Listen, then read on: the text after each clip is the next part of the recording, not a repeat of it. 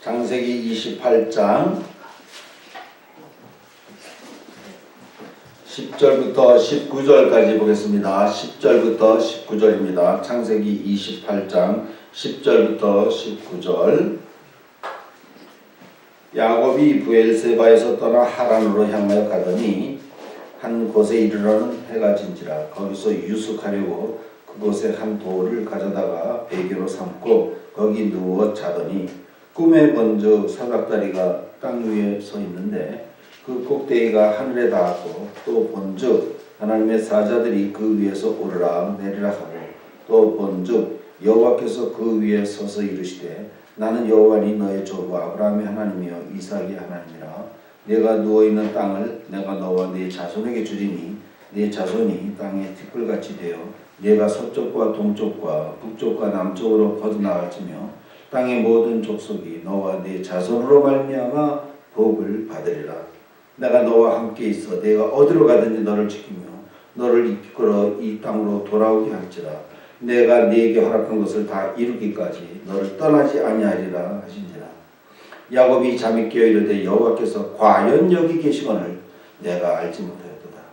이에 두려워하여 이르되 두렵도다. 이것이요 이것은 다름 아닌 하나님의 집이요 이는 하늘의 문이로다 하고 야곱이 아침에 일찍 일어나 베개로 삼았던 돌을 가져다가 기둥으로 세우고 그 위에 기름을 붓고 그곳 이름을 베델이라 하였더라. 이 성의 옛 이름은 루스더라. 아멘. 베델의 하나님이라는 제목으로 특별히 야곱이라는 그 믿음의 조상의 삶과 그를 이끄시는 하나님의 손길과 그리고 나아가서는 오늘에도 이 말씀을 가지고 저와 여러분들의 삶을 인도하시는 우리 하나님의 말씀을 기대하며 이 말씀을 전하겠습니다. 야곱은 믿음의 조상 아브라함의 손자입니다. 그리고 하나님의 특별한 약속과 그리고 능력으로 세상에 나와서 특별히 순종의 아들로서 본을 보였던 이삭의 아들입니다. 아브라함의 생애는 믿음의 조상답게 본토 친척을 갈 바를 알지 못하고 떠나는데 오직 하나님만 바라보면서 믿음으로 결단할 수 있었고 그의 일생에도 여러 가지 어렵고 힘든 일이 많이 있었지만 하나님을 얼마나 특별히 사랑하고 믿고 하나님 확신하며 살았던지 하나님께서 내 독자 이삭을 내게 번제로 바쳐라 할 때도 그는 하나님께 순종할 수 있는 그런 믿음의 사람이었습니다. 그런 특징이 있어요. 아브라함에게는. 그래서 믿음의 본질 특별히 그 주제를 가르치는 로마서의 말씀에 있어서도 아브라함이 어떻게 의롭다 하심을 얻었느냐, 할례 받기 전이냐 후냐, 아브라함이 어떻게 의롭다 하심을 얻었느냐 하면서 아주 심도 깊게 그 믿음의 본질에 대해서 논할 때에도 아브라함 이야기를 합니다. 그리고 그의 아들 이삭의 일생은 우리가 살펴본 것 같이 그는 참 온순하고 그리고 조용하고 순종의 사람이었지만 하나님께 큰 복을 받았습니다. 원수들이 항복하고 그에게 협상을 요구할 정도로 이삭은 하나님께 큰 복을 받은 사람입니다. 그리고 그 이삭이 기도하여 이제 아들을 낳았는데 쌍둥이를 낳게 되죠. 쌍둥이를 낳게 돼요. 그런데 하나님께서는 그 아이들이 세상에 나오기도 전에 어떤 계획을 가지고 계셨냐니 큰 자가 작은 자를 섬기게 된다. 이것은 하나님의 예정과 선택의 이 신비한 섭리가 둘째 아들 야곱에게로 갔다는 것입니다. 이 하나님의 예정 선택의 일들을 성경에서 우리가 배우게 될 때 여러분들은 어떤 마음을 갖습니까? 하나님께서 이런 특별한 계획과 섭리로 나를 택하여 주셨구나. 하나님이 야곱을 그 대중에서부터 불러 택하셨듯이 나를 그렇게 택하셨구나. 성령의 감동으로 기도하는 이들은 그것을 실감해서 어떻게 기도하냐 하니 에베소서의 말씀도 배운 바대로 기억하면서 만세 전부터 나를 예정하여 택하여 주신 하나님의 은혜 감사합니다. 이렇게 기도하잖아요. 그런데 어떤 사람들은 뭐라고 얘기하냐니 야 너희 하나님은 참 불공평하고 옳지 않은 하나님이다. 그래 뱃속에 있는 아기들이 뭘 한다고 하나는 택하고 하나는 버리냐? 그러므로 너희네 하나님은 올바른 하나님이 아니라고 비난하는 사람들도 있습니다. 믿음의 마음을 가진 자는 그렇게 얘기하지 않습니다. 여기에 신앙과 불신앙의 아주 선명한 선이 것을 딱 보여집니다. 믿음이 없는 자는 하나님도 자기 손바닥에다 놓고 평가하고 이러고저러고 이야기하지만 우리는 이 오묘한 신비한 지식을 다 알지는 못하여도 믿음으로 받고 감사한 것입니다. 그런데 야곱이라고 하는 사람은 참 세상에서 잔꾀가 많고 그리고 고생을 많이 한 사람이었어요. 믿음의 사람이었지만 그래요.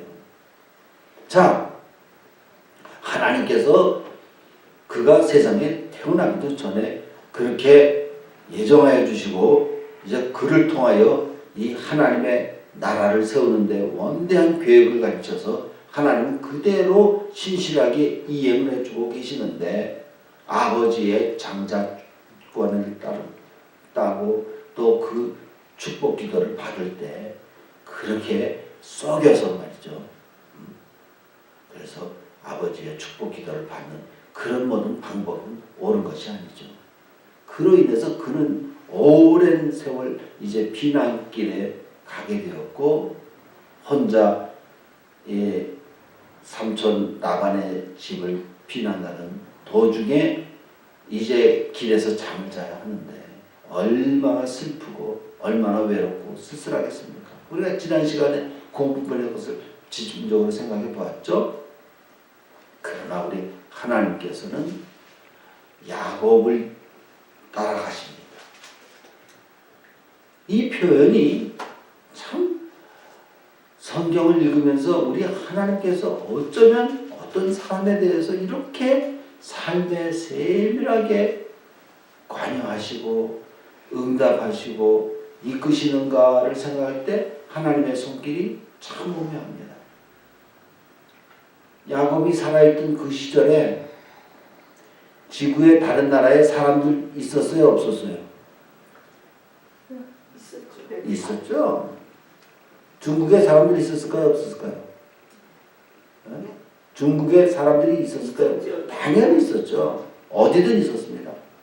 그런데 어쩌면 이 천지 만물을 창조하신 하나님께서 다른 민족 어떤 사람들에게 나타나셔서 말씀하지 아니하시고 아직 민족도 이루지 아니한 그 조그마한 가정 하나 이끌고 있는 그 사람의 삶에 그렇게 응답하시고 말씀하시는지 하나님의 아주 오묘한 계획이 거기에 담겨 있는데요.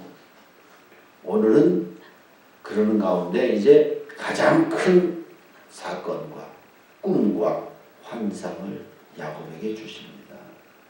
야곱이 쓸쓸하고 슬프고 외롭고 답답한 가운데 잠을 자고 있는데 하나님께서 그에게 꿈속에 나타나시죠.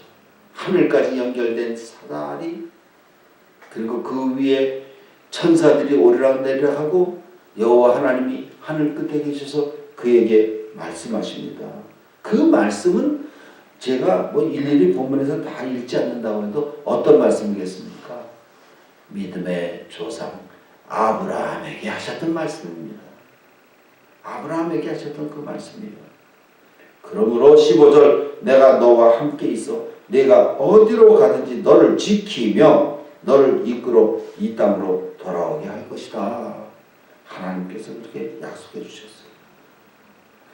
이제 야곱은 하나님을 꿈속에서 만나는 큰 영광과 감격 속에 잠이 깨어서 한마디 합니다. 여호와께서 과연 여기 계시거늘 내가 알지 못하였도다. 이에 두려워 이르되 두렵도다 이것이요 이것은 다름 아닌 하나님의 집이요 하늘의 문이다.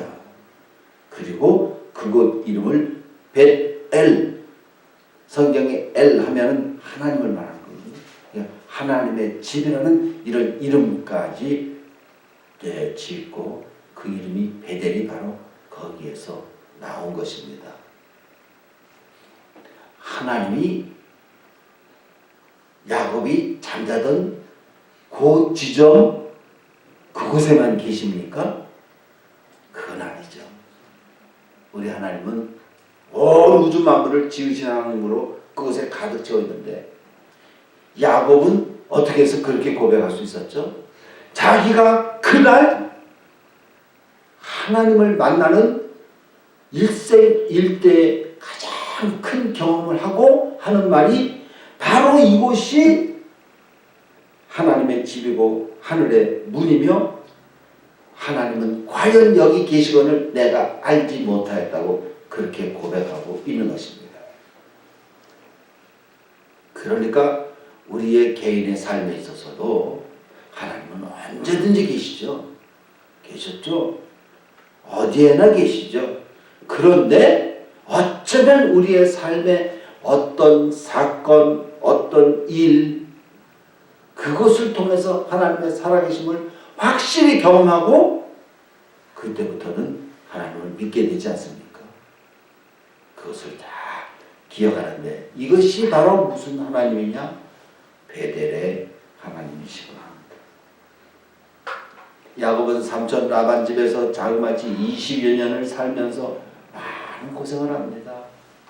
아내들도 여럿 얻습니다. 한 집안에 남편은 한 사람인데 아내가 여럿이면 편안해요? 편하지 않아요? 편하지 않죠. 그곳에 시기, 질투, 아주 이상한 분위기, 괴로움, 사랑하는 자, 사랑을 받는 자, 사랑을 못 받는 자, 왕따 당하는 자, 뭐 어떤 자, 이런 자들로 그냥 갈등 속에 살게 되면서 자식을 많이 낳게 됩니다. 자식을 많이 낳게 되는데 그러한 모습은 어떤 모습이죠? 이 세상 사람들 누구든지 다 살아가는 모습이에요. 믿는 사람 가정에서는 싸움 없습니까? 아이고 믿는 사람 가정에서 얼마나 잘 싸우는지. 믿는 사람이라고 하면 고민과 갈등 없습니까? 똑같이 다 있습니다. 그런데 믿는 사람과 믿지 않는 사람과의 차이는 무엇입니까? 우리는 아무리 우리가 허물이 많고 부족하고 우리의 삶이 그야말로 지지고 볶는다 해도 하나님을 믿고 하나님을 따르는 일은 우리 스스로 버리지 못해. 왜냐하면 우리 속에 있는 이 믿음은 내가 내 의지로 내 의로 내가 만든 내 것이 아니야. 하나님이 심어주시고 하나님이 내게 주신 하나님의 선물이야. 그러므로 나는 이것을 내가 스스로 뿌리고 버릴 수가 없어. 그래서 하나님을 섬기고 있는 겁니다. 우리 하나님께서 야곱의 그 일생을 통해서 그렇게 많은 아들들을 주시더니 그들을 이스라엘 나라의 모든 지파, 그 12지파를 다 만드시고 거기에 첫 번째 조상이 되게 하는 이러한 오묘한 하나님의 섭리로 저들을 이끌고 있는 겁니다.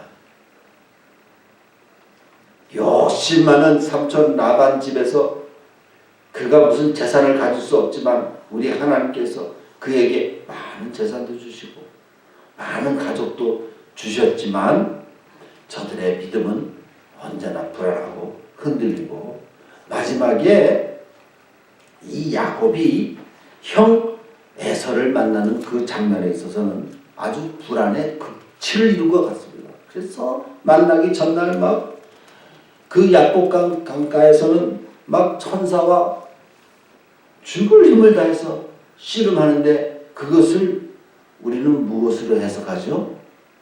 위기를 당했을 때 우리 성도들이 하나님 앞에 기도하는 기도의 모습인 것입니다.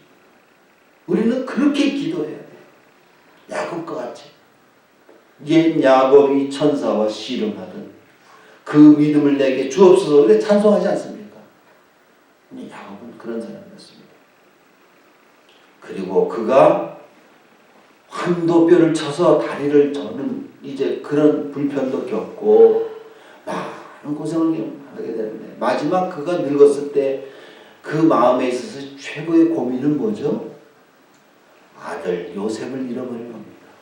야곱 입장에서는 요셉이